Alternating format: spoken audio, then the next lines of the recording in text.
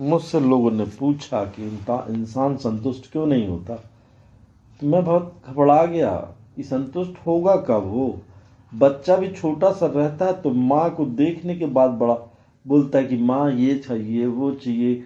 फल को देखता बोलता नहीं, फल खाने की इच्छा होती है। कोई भी इंसान किसी चीज़ को देखता है तो पहले उसको प्राप्त करने की सोचता है। शायद वो सोचता है कि प्राप्त होने के बाद उसको संतुष्टि मिल जाएगी। संतुष्टि तो कभी इंसान को पैदा होने से मृत्यु तक मिल ही नहीं सकती। ये संसार का यथार्थ सत्य है। संतुष्टि तो तभी मिल सकती जब आप परमात्मा में लीन हो जाओ।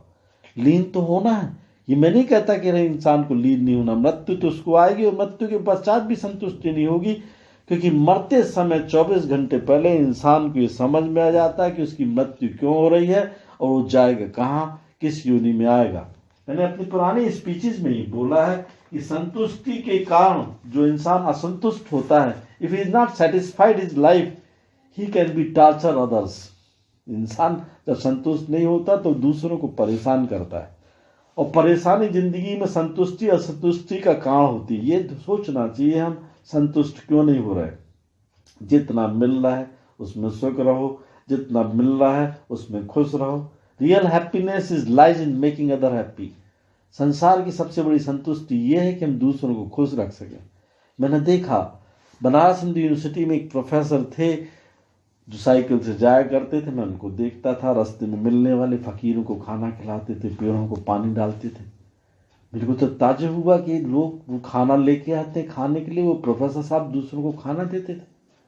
गरीबों को अपने कपड़े उतार के दे देते थे। ठंड के दिनों में मैंने देखा तो मैंने उनसे पूछा कि प्रोफेसर साहब ऐसा करते क्यों? बोले तुम समझे नहीं हो, हर एक इंसान अपने लिए तो संतुष्ट हो सकता है, दूसरों की संतुष्टि से जो सुख प्राप्त होता है वो संसार में कुछ नहीं हो सकता। आपने देखा होगा कि कोई इंसान अपने घर के सामने भीख मांगने के लिए आया, औघड़ भी तो भिखारी होता है, नागा भी भिखारी होते हैं। वो जाते हैं तो अपनी झोली तो फैलाएंगे ना, उनको भोजन करना है, पर वो भोजन करने के बाद भी जो उसको मिलता है उसको कुछ हिस्सा उन प्राणियों को दे देते हैं जो प्राणी खाने में असमर्थ होते हैं। इंसान जिंदगी में तब तक संतुष्ट नहीं हो सकता जब तक कि उसको परमात्मा का ज्ञान ना हो। परमात्मा ज्ञान तभी हो सकता है जब परमात्मा में लीन होने के लिए कोई योग गुरु आपको मिला हो। इंसान शमशान में बैठता, औघड़ शमशान में बैठते हैं, तो क्या परमात्मा उनसे आके मिल जाता है? मैं नहीं मानता, क्योंकि मैं मानता हूं कि संसार में 3 चीजें बड़ी होती हैं, माँ बाप और गुरु।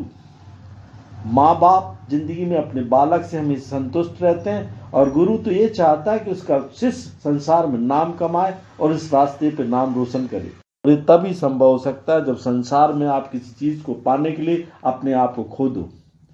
जितने ही बड़े महर्षि योगी औघड़ हुए हैं, वो किसी चीज से उनकी लोभ लालच नहीं होता। वो संसार में अपने आप पे संतुष्ट होते। जो मिल गया वो खा लिया, जो मिल गया वो पहन लिया, और वो हर एक क्षण परमात्मा को ध्यान करते हैं। संतुष्टि तभी प्राप्त हो सकती है जब आप उसके प्रति लालसा मत रखो। जो मिल गया उसमें खुश रहो। पर यह देखने के लिए मिला है कि संसार के 99.99% लोग, यदि उनके पास 100 रुपया है तो 1000 कमाएंगे, 1000 रुपये तो लाख कमाएंगे, लाख रुपए तो करोड़ कमाएंगे। मैं उनसे बोलता कि कब संतुष्टि आएगी बाबू, क्यों कमा रही हो? कुछ किया अच्छा काम आपने?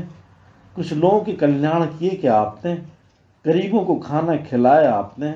गरीब बच्चियों की शादी की आपने? गरीब बच्चियों को डॉक्टर बनाया आपने? बोले नहीं महाराज, ये तो हमने कुछ नहीं किया। मैं तो अभी भी असंतुष्ट हूँ, मेरे पास और पैसा आना चाहिए। मैं मुस्कुरा दिया। मैंने उनसे बोला बांध के रख लो। मैंने तो कई बार समझाया कि उतना ही कमाओ जितना आपको जलाने के लिए काम आए। 5000 रुपये में मुर्दा जलाया जाता है, उतना ही लेकर जाओ, क्योंकि उसकी लकड़ी खरीदी जा सकती है। इसके अलावा मत बनाओ, क्योंकि जो तुमने कमाया नहीं है, जो तुमको मिला है वो यहीं रह जाएगा। संतुष्टि खत्म हो नहीं सकती, और संतुष्टि तब तक खत्म नहीं हो सकती जब तक आप परमात्मा पर ध्यान नहीं करेंगे। इसके लिए किसी योग गुरु को ढूंढना चाहिए, ऐसे काम करने चाहिए। आपने देखा है कि जो पेड़ लगते हैं वो अपना फल नहीं खाते।